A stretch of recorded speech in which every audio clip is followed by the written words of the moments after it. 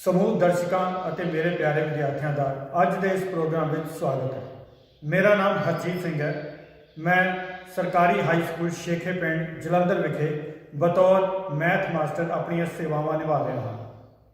ਸੋ ਪਿਆਰੇ ਬੱਚਿਓ, ਬਹੁਤਾ ਟਾਈਮ ਵੇਸਟ ਨਾ ਕਰਦੇ ਹੋਏ ਅੱਜ ਦੇ ਇਸ ਟੌਪਿਕ ਬਾਰੇ ਚਰਚਾ ਕਰਦੇ ਹਾਂ। ਪਿਆਰੇ ਬੱਚਿਓ, ਅੱਜ ਅਸੀਂ 8ਵੀਂ ਜਮਾਤ ਦੇ ਗਣਿਤ ਵਿਸ਼ੇ ਨਾਲ ਸੰਬੰਧਿਤ ਇੱਕ ਖਾਸ ਟੌਪਿਕ ਬਾਰੇ ਜਾਣਕਾਰੀ ਪ੍ਰਾਪਤ ਕਰਾਂਗੇ। ਇਹ ਟੌਪਿਕ ਬਹੁਤ ਹੀ ਆਸਾਨ ਅਤੇ ਦਿਲਚਸਪ ਹੈ ਤੇ ਬਹੁਤ ਹੀ ਸੌਖਾ ਵੀ ਹੈ। ਤਾਂ ਬਹੁਤਾ ਟਾਈਮ ਵੇਸਟ ਨਾ ਕਰਦੇ ਹੋਏ ਆਓ ਸ਼ੁਰੂ ਕਰੀਏ ਅੱਜ ਦਾ ਟੌਪਿਕ। ਪਿਆਰੇ ਬੱਚਿਓ, ਕਈ ਵਾਰ ਅਜਿਹਾ ਹੁੰਦਾ ਹੈ ਕਿ ਕੋਈ ਵਿਅਕਤੀ ਬਰਸਾਤ ਦੇ ਮੌਸਮ ਵਿੱਚ ਹਰ ਰੋਜ਼ ਆਪਣੇ ਨਾਲ ਬਰਸਾਤੀ ਲੈ ਕੇ ਆਪਣੇ ਦਫ਼ਤਰ ਜਾਂਦਾ ਹੈ, ਪਰ ਬਾਰਿਸ਼ ਨਹੀਂ ਹੁੰਦੀ। ਤੇ ਕਈ ਵਾਰ ਅਜਿਹਾ ਵੀ ਹੁੰਦਾ ਹੈ ਕਿ ਕਿਸੇ ਖਾਸ ਦਿਨ ਉਹ ਬਰਸਾਤੀ ਨਾ ਲੈ ਕੇ ਜਾਵੇ ਤੇ ਅਚਾਨਕ ਉਸ ਦਿਨ ਬਾਰਿਸ਼ ਹੋਣ ਲੱਗ ਪੈਂਦੀ ਹੈ। ਤੁਹਾਡੇ ਨਾਲ ਵੀ ਕਈ ਵਾਰੀ ਇਹੋ ਜਿਹਾ ਹੋਇਆ ਹੋਵੇਗਾ।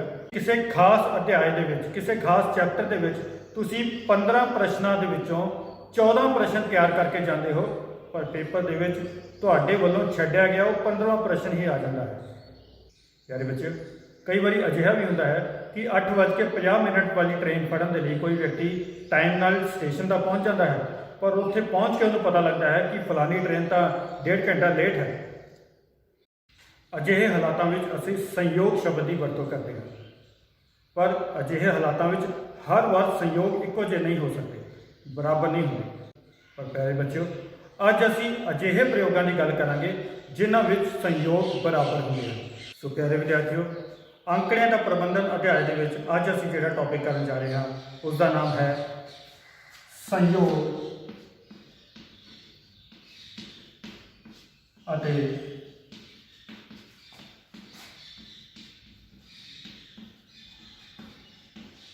ਸੰਭਾਵਨਾ। ਤੁਸੀਂ ਅਕਸਰ ਵੇਖਿਆ ਹੋਵੇਗਾ ਕਿ ਕ੍ਰਿਕਟ ਮੈਚ ਸ਼ੁਰੂ ਹੋਣ ਤੋਂ ਪਹਿਲਾਂ ਦੋਵੇਂ ਕਪਤਾਨ ਗਰਾਊਂਡ ਦੇ ਵਿੱਚ ਜਾਂਦੇ ਹਨ ਅਤੇ ਸਿੱਕਾ ਉਛਾਲਦੇ ਹਨ ਇਹ ਤੈਅ ਕਰਨ ਲਈ ਕਿ ਪਹਿਲਾਂ ਬੱਲੇਬਾਜ਼ੀ ਕੌਣ ਕਰੇਗਾ। ਜਦੋਂ ਕਿਸੇ ਸਿੱਕੇ ਨੂੰ ਉਛਾਲਿਆ ਜਾਂਦਾ ਹੈ ਤਾਂ ਇਸ ਵਿੱਚ ਕਿਹੜੇ ਨਤੀਜੇ ਸਾਹਮਣੇ ਆਉਂਦੇ ਹਨ? ਚਿੱਤ ਜਾਂ ਪੱਟ, ਹੈਡ ਜਾਂ ਟੇਲ। ਮੰਨ ਲਓ ਤੁਸੀਂ ਕਿਸੇ ਕ੍ਰਿਕਟ ਟੀਮ ਦੇ ਕਪਤਾਨ ਹੋ ਅਤੇ ਤੁਹਾਡਾ ਮਿੱਤਰ ਕਿਸੇ ਦੂਸਰੇ ਕ੍ਰਿਕਟ ਟੀਮ ਦਾ ਕਪਤਾਨ ਹੈ। ਸਿੱਕਾ ਤੁਹਾਡੇ ਹੱਥ ਵਿੱਚ ਹੈ। ਜਦੋਂ ਤੁਸੀਂ ਸਿੱਕਾ ਉਛਾਲਦੇ ਹੋ ਤਾਂ ਤੁਹਾਡਾ ਮਿੱਤਰ ਹੈਡ ਜਾਂ ਟੇਲ ਦੋਨਾਂ ਵਿੱਚੋਂ ਕੋਈ ਇੱਕ ਚੀਜ਼ ਮੰਗੇਗਾ, ਪਰ ਕੀ ਤੁਸੀਂ ਇਸ ਦੇ ਨਤੀਜੇ ਨੂੰ ਕੰਟਰੋਲ ਕਰ ਸਕਦੇ ਹੋ? ਨਹੀਂ। ਸੋ ਪਿਆਰੇ ਵਿਦਿਆਰਥੀਓ, ਜਿਹੜੇ ਐਕਸਪੈਰੀਮੈਂਟਸ ਵਿੱਚ ਅਸੀਂ ਨਤੀਜਿਆਂ ਨੂੰ ਕੰਟਰੋਲ ਨਹੀਂ ਕਰ ਸਕਦੇ, ਅਜਿਹੇ ਐਕਸਪੈਰੀਮੈਂਟਸ ਨੂੰ ਅਸੀਂ ਰੈਂਡਮ ਐਕਸਪੈਰੀਮੈਂਟਸ ਭਾਵ ਬੇਤਰਤੀਬ ਪ੍ਰਯੋਗ ਕਹਿੰਦੇ ਹਾਂ। ਇਸ ਐਕਸਪੈਰੀਮੈਂਟ ਵਿੱਚ ਸਿਰਫ ਦੋ ਹੀ ਨਤੀਜੇ ਨਿਕਲਦੇ ਹਨ, ਹੈਡ ਜਾਂ ਟੇਲ, ਤੇ ਇਹ ਦੋਵੇਂ ਨਤੀਜੇ ਬਰਾਬਰ ਹੁੰਦੇ ਹਨ। ਇਸ ਨੂੰ ਇੱਕ ਹੋਰ ਐਕਸਪੈਰੀਮੈਂਟ ਨਾਲ ਦੇਖਦੇ ਹਾਂ। ਤੁਸੀਂ ਅਕਸਰ ਲੂਡੋ ਖੇਡਦੇ ਹੋਵੋਗੇ। ਲੂਡੋ ਖੇਡਣ ਦੇ ਲਈ ਅਸੀਂ ਕਿਹੜੀ ਚੀਜ਼ ਦਾ ਪ੍ਰਯੋਗ ਕਰਦੇ ਹਾਂ? ਪਾਸਾ ਜਾਂ ਡਾਈ। ਪਿਆਰੇ ਬੱਚਿਓ, ਤੁਸੀਂ ਜਾਣਦੇ ਹੋ ਕਿ ਲੂਡੋ ਖੇਡਣ ਵਾਲੀ ਡਾਈ ਇੱਕ ਘਣ ਆਕਾਰ ਦੀ ਹੁੰਦੀ ਹੈ ਅਤੇ ਇੱਕ ਘਣ ਵਿੱਚ 6 ਫਲਕ ਜਾਂ 6 ਫੇਸ ਹੁੰਦੇ ਹਨ ਅਤੇ ਇਸ ਪਾਸੇ ਦੇ 6 ਫਲਕਾਂ ਦੇ ਉੱਤੇ 1 ਤੋਂ ਲੈ ਕੇ 6 ਤੱਕ ਨੰਬਰ ਲਿਖੇ ਹੁੰਦੇ ਹਨ ਜਾਂ ਬਿੰਦੂ ਅੰਕਿਤ ਹੁੰਦੇ ਹਨ। ਜਦੋਂ ਤੁਸੀਂ ਪਾਸਾ ਸੁੱਟਦੇ ਹੋ ਤਾਂ 1 ਤੋਂ ਲੈ ਕੇ 6 ਤੱਕ ਕੋਈ ਵੀ ਨੰਬਰ ਤੁਹਾਨੂੰ ਹਾਸਿਲ ਹੁੰਦਾ ਹੈ। ਸੋ ਜਿਸ ਤਰ੍ਹਾਂ ਕੁਆਇਨ ਸੁੱਟਣ ਵੇਲੇ ਸਾਨੂੰ ਸਿਰਫ ਦੋ ਹੀ ਨਤੀਜੇ ਪ੍ਰਾਪਤ ਹੁੰਦੇ ਹਨ, ਉਸੇ ਤਰ੍ਹਾਂ ਡਾਈ ਨੂੰ ਜਦੋਂ ਆਪਾਂ ਸੁੱਟਦੇ ਹਾਂ ਤੇ ਸਾਨੂੰ ਕੁੱਲ 6 ਨਤੀਜੇ ਪ੍ਰਾਪਤ ਹੁੰਦੇ ਹਨ ਅਤੇ ਹਰੇਕ ਅੰਕ ਆਉਣ ਦੀ ਸੰਭਾਵਨਾ ਬਰਾਬਰ ਹੁੰਦੀ ਹੈ। ਪਿਆਰੇ ਬੱਚਿਓ, ਸਭ ਤੋਂ ਪਹਿਲਾਂ ਅਸੀਂ ਸੰਭਾਵਨਾ ਨਾਲ ਜਾਣ ਪਛਾਣ ਕਰਦੇ ਹਾਂ। ਠੀਕ ਹੈ। ਸੰਭਾਵਨਾ ਦੀ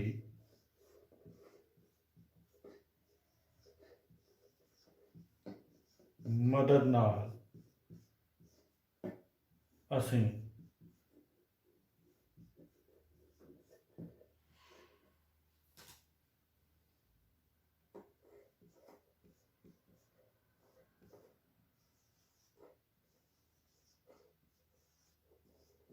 ਸੰਭਵ ਹੈ ਜਾਂ ਨਹੀਂ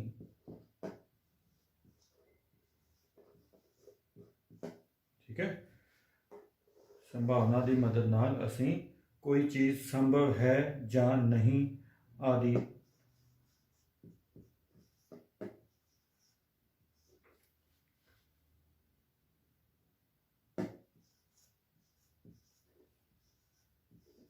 ਜਿਹੀ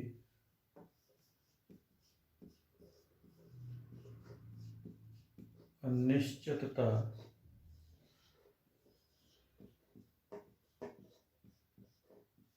ਨੂੰ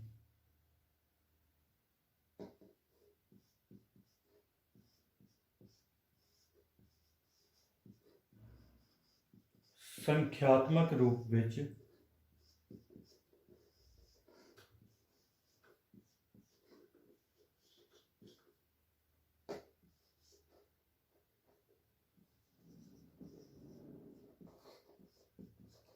ਮਾਪ ਸਕਦੇ ਹਾਂ।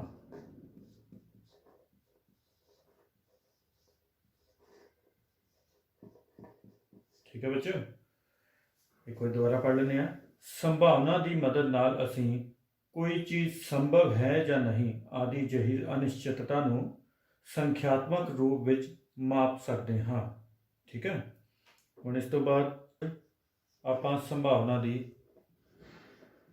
ਵਰਤੋਂ ਕਿੱਥੇ ਹੁੰਦੀ ਹੈ ਉਹ ਦੇਖਾਂਗੇ।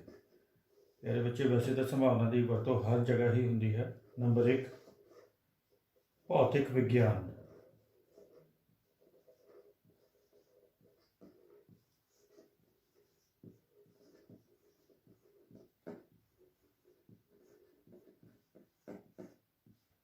ठीक है, नंबर 2,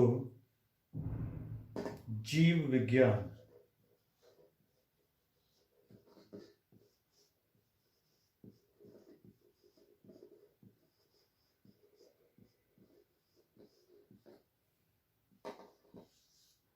नंबर 3,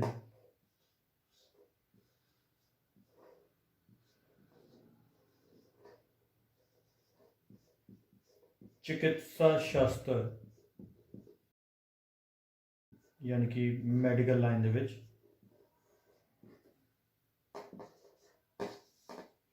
नंबर 4, मौसम की भविष्यवाणी।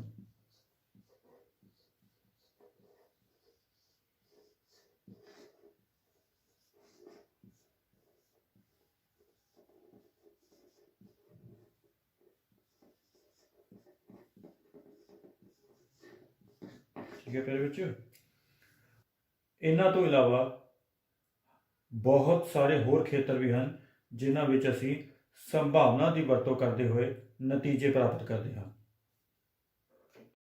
आओ हुण असीं एक सिक्के नूं एक वार सुट के उसके परिणामां बारे जानीए। जदों असीं एक सिक्के नूं एक वार सुटदे हां तां उसके 2 ही नतीजे आ सकते हैं, हैड जां टेल।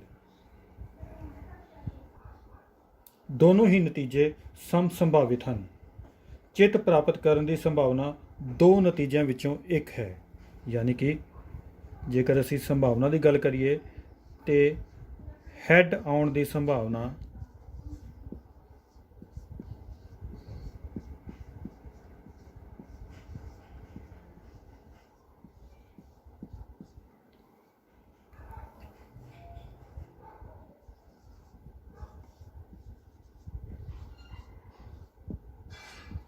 दो विचों एक है, भाव 1/2 है, 2 विचों एक है। जेकर इस तरह असी टेल आउण की संभावना पता करिए तो टेल आउण की संभावना भी कुल 2 परिणामों विचों एक है, भाव 1/2। दूसरे शब्दों में असी कह सकते हाँ कि हैड ਜਾਂ फिर टेल आउण की संभावना 1/2 है। दूजे पासे जे असी करिए गल डाई की या पासे की, तो जदों एक पासे नूं एक बारी सुट्टिया जाता है तो साडे कोल कुल 6 परिणाम आउंदे हैं। 1 2 3 4 5 या फिर 6 अंक। इन्हां 6 नतीजों विचों किसी एक नतीजे नूं प्राप्त करने की संभावना 6 विचों एक है, भाव 1/6 है। प्यारे बच्चों, ਇੱਥੇ ਤੁਸੀਂ ਇੱਕ ਗੱਲ ਨੋਟ ਕਰ ਸਕਦੇ ਹੋ ਕਿ ਜਦੋਂ ਆਪਾਂ ਇੱਕ ਕੁਆਇਨ ਨੂੰ ਸੁੱਟਦੇ ਹਾਂ ਤਾਂ ਦੋ ਨਤੀਜੇ ਆਉਂਦੇ ਹਨ। ਭਾਵ ਕਿਸੇ ਵੀ ਸੰਭਾਵਨਾ ਨੂੰ ਪ੍ਰਾਪਤ ਕਰਨ ਦੇ ਲਈ ਜੋ ਹਰ ਹੈ ਉਸ ਦੇ ਵਿੱਚ ਵੀ ਦੋ ਹੈ। ਦੂਜੇ ਪਾਸੇ ਜਦੋਂ ਇੱਕ ਪਾਸਾ ਸੁੱਟਦੇ ਹਾਂ ਤੇ ਉਸ ਦੇ ਕੁੱਲ ਨਤੀਜੇ 6 ਹਨ ਅਤੇ ਕਿਸੇ ਵੀ ਅੰਕ ਨੂੰ ਪ੍ਰਾਪਤ ਕਰਨ ਦੇ ਜਿਹੜੇ ਸੰਭਾਵਨਾ ਪਤਾ ਕਰਨੀ ਹੈ ਉਹ ਇਸ ਦੇ ਹਰ ਵਿੱਚ ਲੱਗੇ ਹੋਏ ਹਨ। ਜਦੋਂ ਅਸੀਂ ਇੱਕ ਪਾਸੇ ਨੂੰ ਇੱਕ ਵਾਰੀ ਸੁੱਟਦੇ ਹਾਂ ਤੇ ਕੀ ਤੁਸੀਂ 3 ਅੰਕ ਪ੍ਰਾਪਤ ਕਰਨ ਦੀ ਸੰਭਾਵਨਾ ਪਤਾ ਕਰ ਸਕਦੇ ਹੋ?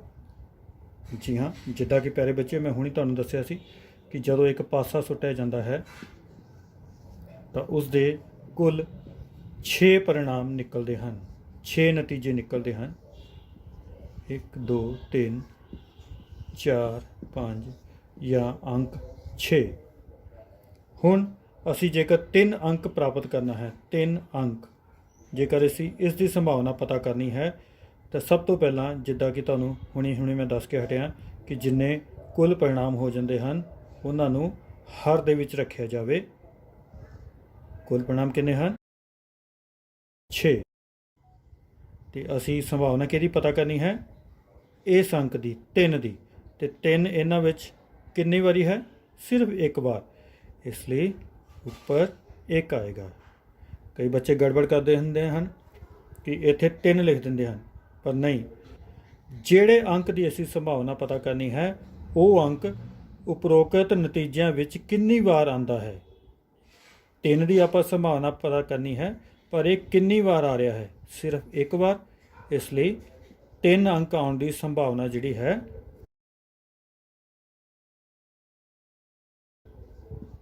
ਉਹ ਹੈ 1/6।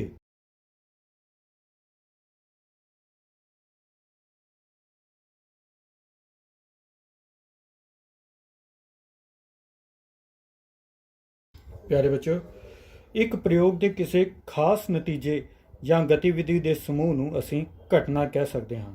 ਉਦਾਹਰਨ ਦੇ ਤੌਰ ਤੇ ਜਦੋਂ ਆਪਾਂ ਇੱਕ ਪਾਸਾ ਸੁੱਟਦੇ ਹਾਂ ਤਾਂ 1 2 3 4 5 ਜਾਂ ਫਿਰ 6 ਅੰਕ ਪ੍ਰਾਪਤ ਹੁੰਦਾ ਹੈ। ਹਰੇਕ ਅੰਕ ਪ੍ਰਾਪਤ ਕਰਨ ਦੀ ਸੰਭਾਵਨਾ, ਹਰੇਕ ਅੰਕ ਨੂੰ ਆਪਾਂ ਇੰਡੀਪੈਂਡੈਂਟਲੀ ਇੱਕ ਘਟਨਾ ਕਹਿ ਸਕਦੇ ਹਾਂ। ਪਰ ਦੂਜੇ ਪਾਸੇ ਜੇਕਰ ਅਸੀਂ ਕਹੀਏ ਕਿ ਪਾਸਾ ਸੁੱਟਣ 'ਤੇ ਸਾਨੂੰ ਜਿਸਤ ਸੰਖਿਆ ਪ੍ਰਾਪਤ ਹੋਣੀ ਚਾਹੀਦੀ ਹੈ ਤੇ ਜਿਸਤ ਸੰਖਿਆ ਦੀ ਸੰਭਾਵਨਾ ਪਤਾ ਕਰੋ, ਤਾਂ ਜਿਸਤ ਸੰਖਿਆ ਪ੍ਰਾਪਤ ਕਰਨਾ ਇੱਕ ਘਟਨਾ ਹੋਵੇਗੀ। ਇਸੇ ਤਰੀਕੇ ਨਾਲ ਟਾਂਕ ਸੰਖਿਆ ਪ੍ਰਾਪਤ ਕਰਨਾ ਵੀ ਆਪਣੇ ਆਪ 'ਚ ਇੱਕ ਘਟਨਾ ਹੈ। ਇਸੇ ਤਰੀਕੇ ਨਾਲ ਆਪਾਂ ਕਹਿ ਸਕਦੇ ਹਾਂ ਕਿ ਅਭਾਜ ਸੰਖਿਆ, ਜਦੋਂ ਅਸੀਂ ਇੱਕ ਪਾਸਾ ਸੁੱਟਿਆ ਹੈ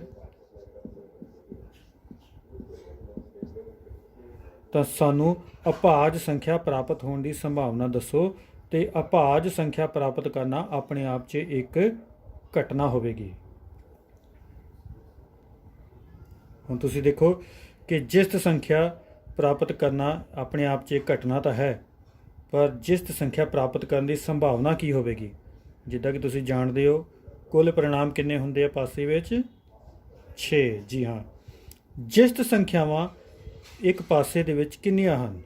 ਤੁਸੀਂ ਧਿਆਨ ਨਾਲ ਦੇਖ ਸਕਦੇ ਹੋ, 2 ਵੀ ਇੱਕ ਜਿਸਤ ਸੰਖਿਆ ਹੈ, 4 ਵੀ ਇੱਕ ਜਿਸਤ ਸੰਖਿਆ ਹੈ ਤੇ 6 ਵੀ ਜਿਸਤ ਸੰਖਿਆ ਹੈ। ਤੇ ਟੋਟਲ ਕਿੰਨੀਆਂ ਜਿਸਤ ਸੰਖਿਆਵਾਂ ਹੋ ਗਈਆਂ? 3। ਇਸ ਲਈ ਉੱਪਰ ਆਏਗਾ 3। ਭਾਵ ਜਿਸਤ ਸੰਖਿਆ ਪ੍ਰਾਪਤ ਕਰਨ ਦੀ ਸੰਭਾਵਨਾ ਹੈ 3/6, ਜਾਂ ਦੂਜੇ ਸ਼ਬਦਾਂ 'ਚ ਆਪਾਂ ਕਹਿ ਸਕਦੇ ਹਾਂ 3 ਨੂੰ ਕੱਟਿਆ ਜਾਵੇ, 3 ਏਕਮ 3, 3 ਦੂਣੀ 6, 1/2। ਇਸੇ ਤਰੀਕੇ ਨਾਲ ਜੇ ਅਸੀਂ ਟਾਂਕ ਸੰਖਿਆ ਦੀ ਸੰਭਾਵਨਾ ਪਤਾ ਕਰਨੀ ਹੈ ਤੇ ਕੁੱਲ ਪਰਿਣਾਮ ਕਿੰਨੇ ਹਨ? 6। ਹਰ ਵਿੱਚ 6 ਆ ਗਿਆ। ਤੇ ਟਾਂਕ ਸੰਖਿਆਵਾਂ ਕਿੰਨੀਆਂ ਹਨ? 1 3 ਤੇ 5। ਕੁੱਲ ਕਿੰਨੀਆਂ ਹੋ ਗਈਆਂ? 1 2 3, ਯਾਨੀ ਕਿ 3/6। ਭਾਵ ਟਾਂਕ ਸੰਖਿਆ ਦੀ ਸੰਭਾਵਨਾ ਵੀ ਆ ਗਈ 1/2। ਹੁਣ ਜੇਕਰ ਅਸੀਂ ਗੱਲ ਕਰੀਏ ਤੇ ਅਭਾਜ ਸੰਖਿਆ ਦੀ, ਤੇ ਅਭਾਜ ਸੰਖਿਆ ਵਿਦਿਆਰਥੀਓ ਤੁਹਾਨੂੰ ਪਤਾ ਹੀ ਹੈ ਕਿ ਉਹ ਸੰਖਿਆ ਹੁੰਦੀ ਹੈ ਜਿਹੜੀ ਕਿ ਆਪਣੇ ਆਪ ਦੇ ਪਹਾੜੇ 'ਤੇ ਜਾਂਦੀ ਹੈ ਜਾਂ 1 'ਤੇ ਜਾਂਦੀ ਹੈ। ਠੀਕ ਹੈ, ਤੋ ਇਸ ਹਿਸਾਬ ਨਾਲ ਸਾਡੇ ਕੋਲ ਅਭਾਜ ਸੰਖਿਆਵਾਂ ਕਿਹੜੀਆਂ-ਕਿਹੜੀਆਂ ਹਨ? 2 3 4 ਅਭਾਜ ਸੰਖਿਆ ਨਹੀਂ, ਕਿਉਂਕਿ 4 2 ਦੇ ਪਹਾੜੇ 'ਚ ਵੀ ਜਾਂਦਾ ਹੈ। 5 ਸਿਰਫ 5 ਦੇ ਪਹਾੜੇ 'ਤੇ ਜਾਂਦਾ ਹੈ ਤੇ 1 'ਤੇ ਜਾਂਦਾ ਹੈ। 6 2 ਜਾਂ 3 'ਤੇ ਵੀ ਜਾਂਦਾ ਹੈ, ਇਸ ਲਈ ਇਹ ਅਭਾਜ ਨਹੀਂ ਹੈ। ਸਾਡੇ ਕੋਲ ਅਭਾਜ ਸੰਖਿਆ ਕਿੰਨੀਆਂ ਹੋ ਗਈਆਂ? 1 2 3, ਯਾਨੀ ਕਿ ਅਭਾਜ ਸੰਖਿਆ ਦੀ ਸੰਭਾਵਨਾ ਕਿੰਨੀ ਆ ਗਈ? 6 ਤਾਂ ਲੱਗੇਗਾ ਹੀ ਹਰ ਦੇ ਵਿੱਚ, ਤੇ ਉੱਪਰ ਕਿੰਨੀ ਆ ਗਈ? 1 2 3, ਯਾਨੀ ਕਿ ਇਹਦੀ ਸੰਭਾਵਨਾ ਵੀ ਆ ਗਈ ਸਾਡੇ ਕੋਲ 1/2। ਸਮਝੇ ਵਿਦਿਆਰਥੀਓ? ਆਓ ਅਸੀਂ ਇੱਕ ਉਦਾਹਰਨ ਨਾਲ ਸੰਭਾਵਨਾ ਨੂੰ ਸਮਝੀਏ। ਮੰਨ ਲਓ ਤੁਹਾਨੂੰ ਦਿੱਤਾ ਹੋਇਆ ਹੈ ਕਿ ਇੱਕ ਥੈਲੇ ਵਿੱਚ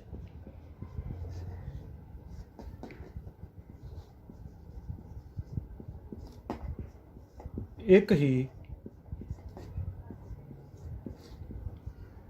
ਆਕਾਰ ਦੀਆਂ 4 ਲਾਲ ਗੇਂਦਾਂ ਅਤੇ 2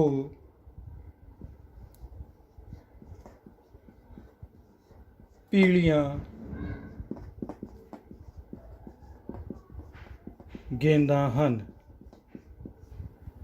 ਤਾਂ ਪਿਆਰੇ ਬੱਚਿਓ, ਪਤਾ ਕਰੋ ਕਿ ਜਦੋਂ ਅਸੀਂ ਕਿਸੇ ਇੱਕ ਗੇਂਦ ਨੂੰ ਬਿਨਾਂ ਦੇਖੇ ਥੈਲੇ ਵਿੱਚੋਂ ਬਾਹਰ ਕੱਢਦੇ ਹਾਂ ਤਾਂ ਇਸ ਦੀ ਕੀ ਸੰਭਾਵਨਾ ਹੈ ਕਿ ਕੱਢੀ ਗਈ ਗੇਂਦ ਲਾਲ ਹੈ। ਜਿੱਦਾਂ ਕਿ ਅਸੀਂ ਤੁਹਾਨੂੰ ਦੱਸ ਚੁੱਕੇ ਹਾਂ। ਸਭ ਤੋਂ ਪਹਿਲਾਂ ਆਪਾਂ ਲਿਖਾਂਗੇ ਲਾਲ ਗੇਂਦਾਂ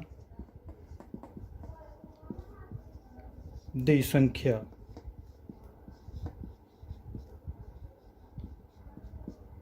ਬਰਾਬਰ 4 ਅਤੇ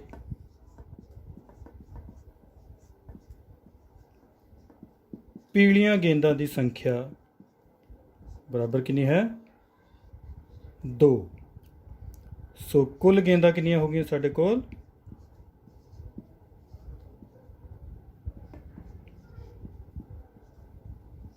ਬਰਾਬਰ ਹੈ, ਕੁੱਲ ਕਿੰਨਾ ਹੋ ਗਿਆ? 6। ਇਹ ਜਿਹੜੀਆਂ 6 ਕੁੱਲ ਗੇਂਦਾਂ ਹੋ ਗਈਆਂ, ਇਹ ਸਾਡੇ ਕੁੱਲ ਪਰਿਣਾਮ ਬਣ ਗਏ ਹਨ। ਸੋ ਪਿਆਰੇ ਬੱਚਿਓ, ਹੁਣ ਅਗਰ ਅਸੀਂ ਲਾਲ ਗੇਂਦ ਜਿਹੜੀ ਆਪਾਂ ਇੱਕ ਕੱਢੀ ਆ, ਉਹ ਲਾਲ ਗੇਂਦ ਦੀ ਸੰਭਾਵਨਾ ਪਤਾ ਕਰਨੀ ਆ, ਤੇ ਸਾਨੂੰ ਪਤਾ ਹੋਣਾ ਚਾਹੀਦਾ ਹੈ ਕਿ ਲਾਲ ਗੇਂਦਾਂ ਕੁੱਲ ਕਿੰਨੀਆਂ ਹਨ? 4। ਇਸ ਦਾ ਮਤਲਬ ਸਾਡੇ ਕੋਲ ਲਾਲ ਗੇਂਦ ਦੀ ਸੰਭਾਵਨਾ ਕੀ ਹੈ?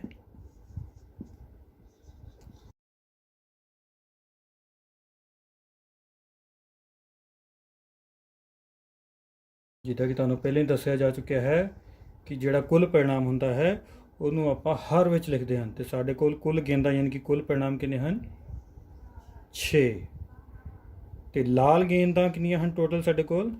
4। ਉਹਨੂੰ ਆਪਾਂ ਲਿਖਾਂਗੇ ਅੰਸ਼ ਦੇ ਵਿੱਚ।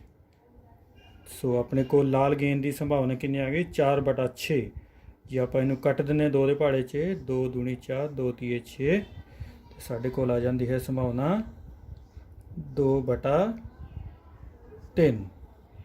ਇਸੇ ਤਰੀਕੇ ਨਾਲ ਜੇ ਅਸੀਂ ਪੀਲੀ ਗੇਂਦ ਦੀ ਸੰਭਾਵਨਾ ਲੱਭੀਏ ਕਿ ਜਿਹੜੀ ਆਪਾਂ ਬਿਨਾਂ ਦੇਖੇ ਇੱਕ ਗੇਂਦ ਕੱਢੀ ਹੈ ਉਹ ਪੀਲੀ ਹੋਵੇ, ਤੇ ਉਸ ਦੀ ਸੰਭਾਵਨਾ ਕਿੱਦਾਂ ਪਤਾ ਕਰਾਂਗੇ ਆਪਾਂ? ਕੁੱਲ ਪਰਿਣਾਮ ਕਿੰਨੇ ਆ ਗਏ? 6। ਤੇ ਅਨੁਕੂਲ ਪਰਿਣਾਮ ਯਾਨੀ ਕਿ ਪੀਲੀਆਂ ਗੇਂਦਾਂ ਕਿੰਨੀਆਂ ਹਨ ਟੋਟਲ? 2। ਸੋ ਇਹਨਾਂ ਨੂੰ ਕੱਟ ਕੇ ਆਪਣੇ ਕੋਲ ਆ ਜਾਏਗਾ 2 1 2, 2 ਤੀਏ 6। ਠੀਕ ਹੈ ਪਿਆਰੇ ਬੱਚਿਓ?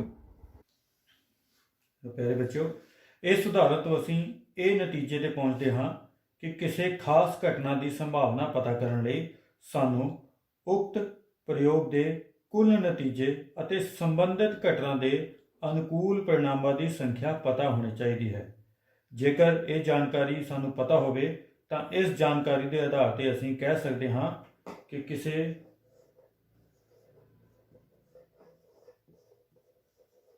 ਖਾਸ ਘਟਨਾ ਦੀ ਸੰਭਾਵਨਾ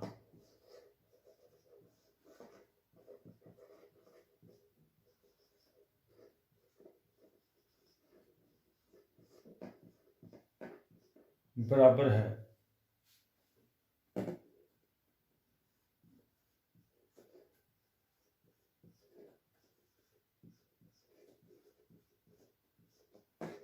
अनुकूल परिणामां की गिनती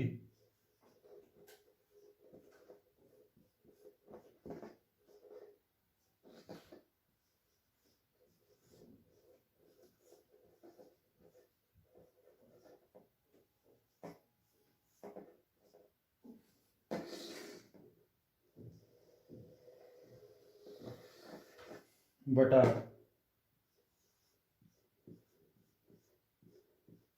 कुल परिणामां दी गिनती। ठीक है प्यारे बच्चों, इस फार्मूले की मदद नाल असीं किसी भी घटना की संभावना पता कर सकते हैं। तो आओ इस फार्मूले की मदद नाल असीं कुछ सवाल हल करिए। मैं तुहानूं शुरुआत वाल लैके चलदा हाँ। शुरुआत विच मैं तुहानूं दस्सिया सी कि कोई व्यक्ति बरसात के 10 दिनों विच हर रोज़ बरसाती लैके अपने दफ्तर जाता है, पर बारिश नहीं होंदी। पर एक दिन वो बरसाती लैके नहीं गया तो उस दिन बारिश हो जाती है। प्यारे बच्चों, कि तुसी मैनू इस प्रयोग विच बारिश आउण की संभावना दस सकते हो? चलो आप मिल के इसकी संभावना पता करिए। बरसात के मौसम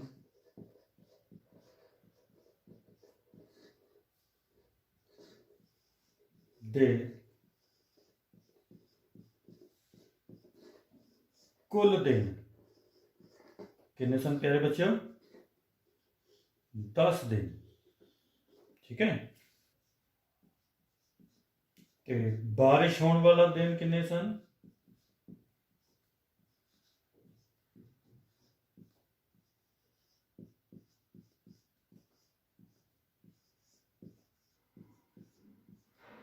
कितने दिन बारिश हुई सी? सिर्फ एक दिन। तो असी संभावना पता करनी है। कादी संभावना पता करनी है? बारिश होने की संभावना। ठीक है, संभावना है बारिश होने की। तो प्यारे बच्चों,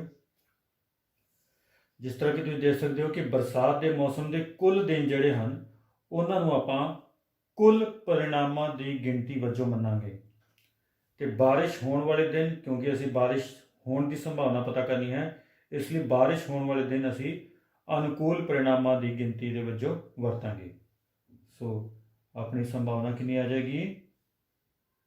अनुकूल परिणामों की गिनती। अनुकूल परिणाम साढ़े को कितने हैं? एक। तो कुल बरसात के मौसम के कुल दिन कितने सन? 10, यानी कि कुल परिणाम कितने सन? 10। प्यारे बच्चों, बरसात के मौसम के कुल 10 दिनों के विचों जेकर एक दिन बारिश होती है तो बारिश होने की संभावना 1/10 होगी। ठीक है प्यारे बच्चों, नोट कर लो।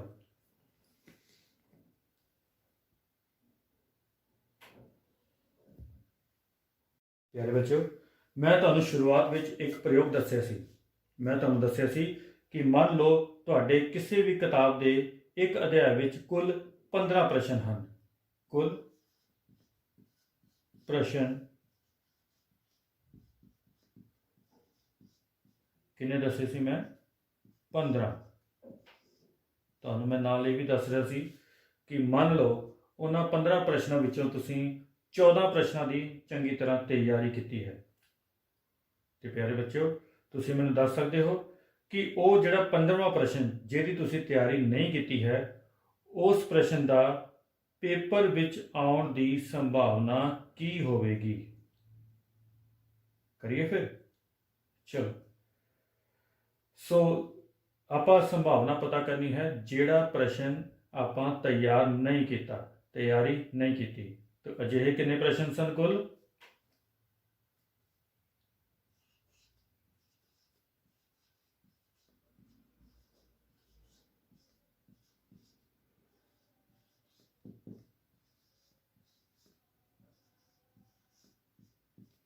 ਕਿੰਨੇ ਪ੍ਰਸ਼ਨਾਂ ਦੀ ਤਿਆਰੀ ਨਹੀਂ ਕੀਤੀ ਆਪਾਂ?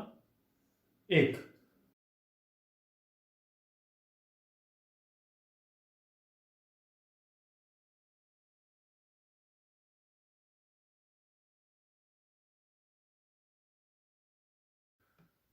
ਹੁਣ ਅਸੀਂ ਇਹ ਪਤਾ ਕਰਾਂਗੇ ਕਿ ਜਿਹੜਾ ਪ੍ਰਸ਼ਨ ਤੁਸੀਂ ਤਿਆਰ ਨਹੀਂ ਕੀਤਾ ਉਸ ਪ੍ਰਸ਼ਨ ਦੇ ਪੇਪਰ ਦੇ ਵਿੱਚ ਆਉਣ ਦੀ ਸੰਭਾਵਨਾ ਕੀ ਹੈ, ਤੁਸੀਂ ਦੱਸ ਸਕਦੇ ਹੋ?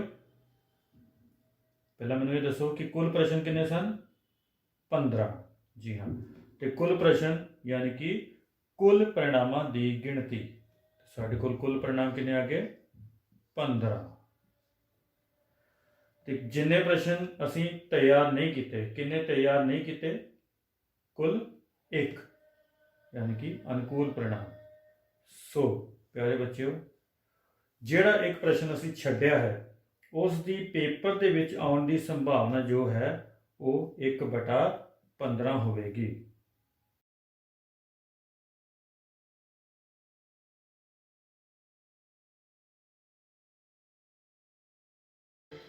ਸੋ ਪਿਆਰੇ ਵਿਦਿਆਰਥੀਓ, ਇਹ ਸਨ ਸੰਯੋਗ ਅਤੇ ਸੰਭਾਵਨਾ ਟੌਪਿਕ ਦੇ ਅਭਿਆਸ 5.3 ਦੇ ਕੁਝ ਸਵਾਲ। ਸਮਾਂ ਜ਼ਿਆਦਾ ਹੋਣ ਕਰਕੇ ਅਸੀਂ ਸਾਰੇ ਸਵਾਲ ਅੱਜ ਹੱਲ ਨਹੀਂ ਕਰ ਪਾਵਾਂਗੇ, ਪਰ ਅਗਲੇ ਲੈਕਚਰ ਵਿੱਚ ਅਸੀਂ ਇਸ ਅਭਿਆਸ ਦੇ ਬਾਕੀ ਰਹਿੰਦੇ ਸਵਾਲਾਂ ਨੂੰ ਹੱਲ ਕਰਾਂਗੇ। ਧੰਨਵਾਦ।